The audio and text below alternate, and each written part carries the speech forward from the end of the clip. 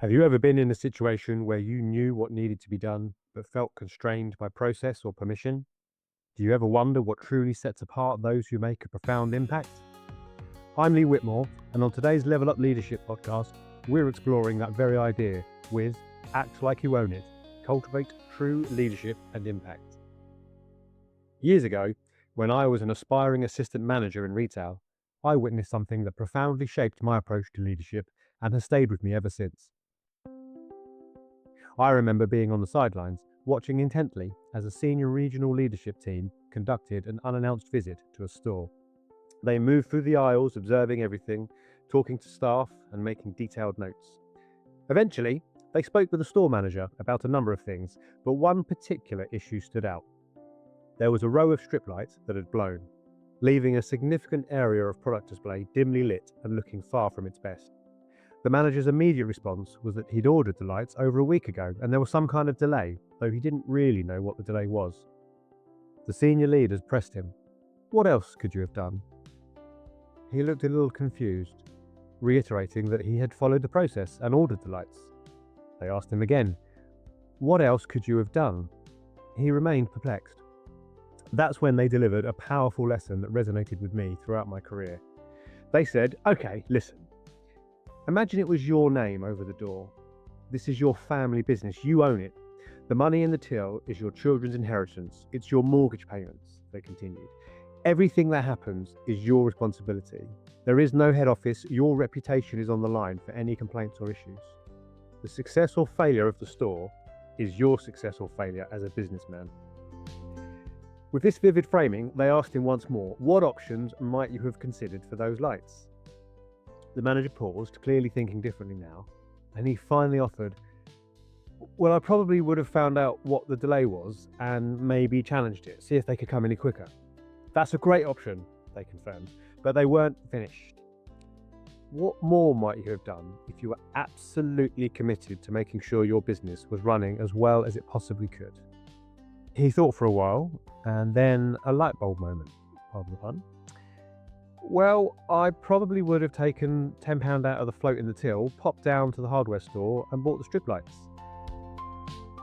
That, they declared, is exactly how I want you to think in future.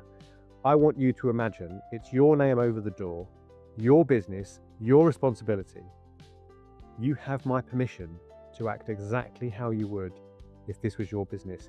Don't wait for permission, just tell me afterwards, and if I don't think it's the right thing, that's fine. We'll learn from it, but don't wait, act, and treat as if this is your business. I know that conversation was a watershed moment for that manager. He changed from that day, and so did I.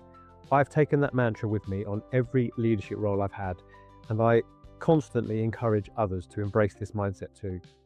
It's a foundational principle in my own leadership philosophy, empowering autonomous professionals to make decisions and take action.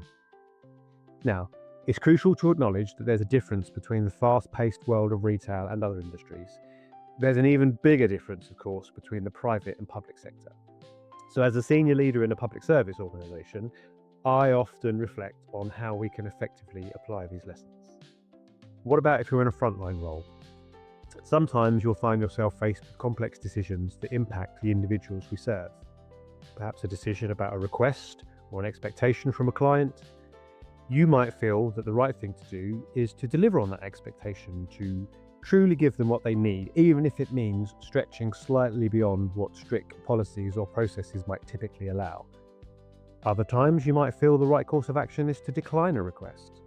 When making these choices, consider, would your reasons be the same if it was your business and your name over the door, your reputation, your responsibility, with no head office to defer to? What would you do if it was your business and your legacy on the line? For middle managers, this principle is equally vital.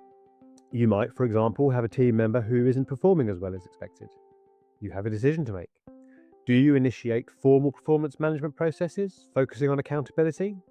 Or do you take a more supportive, coaching approach, investing in their development? Perhaps you even consider more drastic options. What you might do when you're part of a large, established organisation could be quite different to what you would do if it was your business with your name over the door.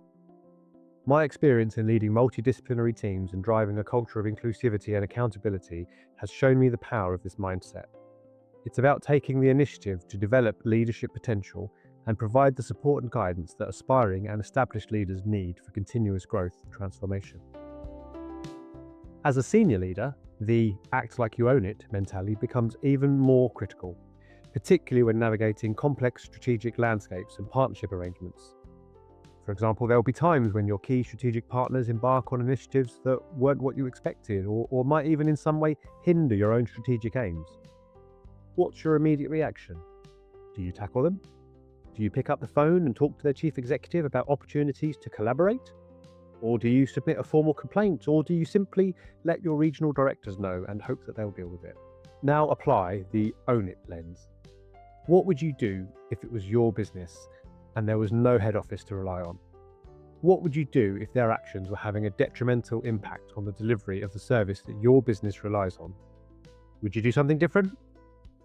This is where strategic leadership and stakeholder engagement truly come into play, taking direct responsibility for outcomes rather than carrying on and hoping for the best. It's about championing proactive approaches to achieve strategic goals and positive outcomes. So in all roles, from the front line to the most senior executive positions, I believe it's imperative to ask ourselves this question whenever faced with a difficult decision. What would I do if this was my business? What would I do if I owned it? This perspective isn't about disregarding established processes, acting recklessly, or circumnavigating necessary governance. Far from it.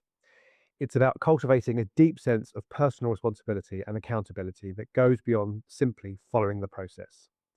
It's all about taking true ownership for the outcomes, fostering genuine commitment, and seeking out the most effective and impactful solutions, just as you would for something you've built, nurtured, and poured your heart into. It's about empowering yourself and your teams to act with the initiative, creativity, and unwavering responsibility that truly drives potential change, enhances service delivery, and ultimately creates positive impacts within communities. This is how we level up leadership, by treating every challenge as if it were our own. Until next time, keep leading, keep learning, and keep leveling up.